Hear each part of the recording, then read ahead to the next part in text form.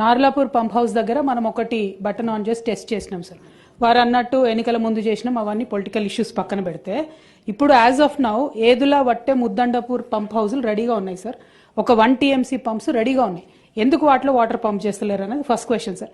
Second, Narlapur reservoir తర్వాత చిన్న stretch ఉంది సార్ కాలువ, 3 to 5 kilometers తవ్వితే మొత్తం ఇప్పుడు ఏదైతే ఈ ప్రాజెక్ట్ పర్పస్ ఉందో సర్వ్ అయ్యే అవకాశం ఉంది సార్.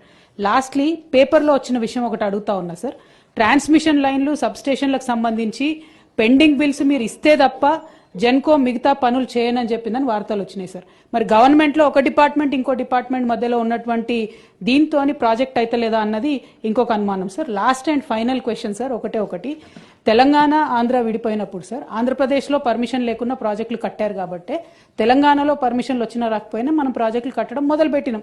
వారేదో గొప్పగా ప్రాజెక్టులు రాలేదు అంటే అది కుట్రలను ఛేదించడానికి. ఇవాళ రాయలసీమ లిఫ్ట్ ఇరిగేషన్ సార్ కడుతున్నారు సార్, అక్కడ మీరెందుకు ఆపుతలేరు?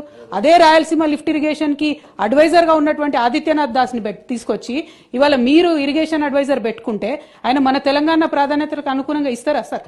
తమరి ద్వారా అధ్యక్ష నేను ఒకటే క్వశ్చన్ అడుగుతున్నా సార్. మన చరిత్రనే నీళ్ల మీద సార్. నీళ్ల మీద ఏర్పడేటువంటి చరిత్రలో ఇక్కడ అనుమతులతో ప్రాజెక్టులు కడదామంటే మన ప్రజలకు న్యాయం జరుగుతుందా? మరి అక్కడ రాయలసీమ ఎట్లా కట్టుకుంటారు సార్? ఏం అనుమతులు ఉన్నది వాళ్ళకు? వాళ్ళు మొత్తం డీటెయిల్ హిస్టరీ ఉంది సార్. రోజుకు ఒక TMC ఎత్తుకపోయేటటువంటి ఆర్డర్ ఇదే ఆదిత్యనాథ్ దాస్ అక్కడ ఇచ్చిండు. ఆయన మనం